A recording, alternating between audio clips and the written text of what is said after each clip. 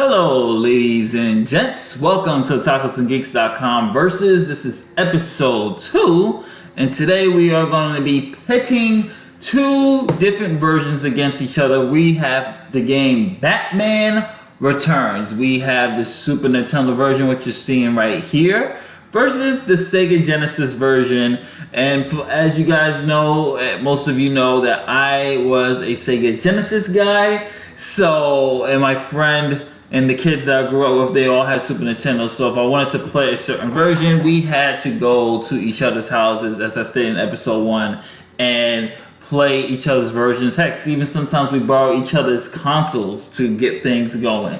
So when I saw the Batman Returns for the SNES compared to the Sega Genesis, you can imagine my pure, utter rage. And I'm just going to say this right off the bat. There's no doubt in my mind, as you can see, just based on this alone, the presentation of the SNES was far way better than the actual Sega Genesis. This one actually gave you an overview of the actual movie, stuck to the movie at that, giving players a in-depth look, a brief synopsis of what is happening within Gotham City, within the world, in the Batman Tim Burton universe. So, without further ado, let's get started. We're going to talk about graphics and presentation for Batman Returns, and this one is going to be for the SNES. As you can see here, or automatically already, you get a nice cutscene signifying one of the scenes in Batman Returns when Bruce Wayne is suiting up for the first time in the sequel as he strolls through Gotham City. You got a nice shot here of the actual Batmobile, and this is a great level, intro to a level to really get you hyped of being Batman and getting ready to do this. Now, we're going to talk a little bit about the gameplay in a few minutes, but let's just look at the detail of the graphics here. Just like in the movie, this movie's taking place during the winter time, so it is snowing, so they have a nice use of precipitation. Now look at the graphics of Batman here. Great way of capturing the suit from Batman Returns. You got the symbol of the bat right there, the emblem right there on the chest, the famous yellow and black. You have the great design and graphics of the Penguin Circus. The clowns look great. The background looks great. It captures Tim Burton's Gotham City perfectly, flawlessly, and very fluent. Beautiful graphics, beautiful use of color, great textures. Overall, captures the spirit of the movie. Hands down, one of the best adaptations. Now, let's look at the Sega Genesis version of the presentation. Let's see if they can do. Oh, this is an intro here, and this is the graphics. So this is how the game starts. So I guess they're starting their game off when the princess dies. So yeah, that's the intro. Okay, so that's the intro for them, compared to the SNES that had a long overview of the story of the actual game. So this is how they, yeah, okay. All right. This is the version that I had as a child, and I hate this game, and I hate it to this day, even going back to play this for you guys. I will give this game a compliment here. First things first, I like the cape. I like the physics of the cape. That's a positive. Secondly, what in God's name were they thinking when it came to these graphics here? First of all, his suit's not even black. It's like purplish, bluish. You can barely see the emblem. And why are the enemies, we're going to get to gameplay, but just from the presentation standpoint, he's not on the streets, he's just hopping from rooftop to rooftop fighting enemies, and it's not a good adaptation. But let's talk a little bit about the gameplay since we're still on the Batman Returns for the Sega Genesis. Okay, as you guys saw earlier from the clips, Batman's actually fighting, in the SNES version, Penguin's actual enemies. Who does Batman fight here? He's fighting a Jesters that's supposed to be part of the Penguins group, and gargoyles. Why is he fighting gargoyles? It makes no sense. Here, SNES, here we go. Batman is fighting actual clowns from the Penguin Circus and the Penguins gang, and they actually have weapons that's from the movie, the bazookas. You know, you there's destructive environments. You can see the glass just shatters right there.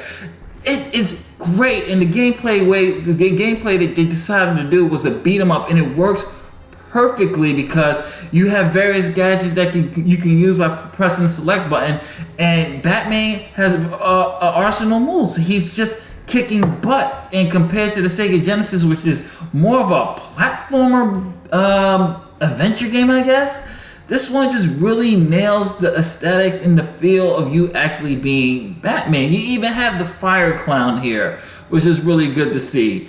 And I don't get the reasoning behind the Sega Genesis, but look how beautiful this game looks.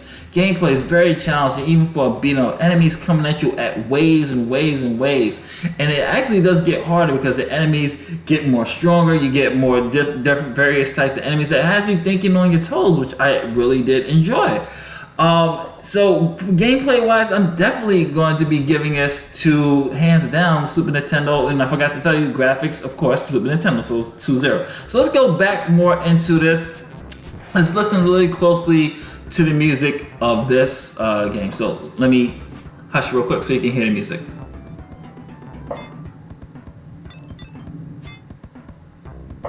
Yeah, nothing like the movie, unlike the Super Nintendo version that has the actual soundtrack. But let's get a little bit more into the gameplay of this. As you guys previously just saw, I will give this one to the Sega Genesis when it comes to Bat gadgets. They have various gadgets that you can choose from that aids Batman in his mission, which I thought was pretty cool and pretty good.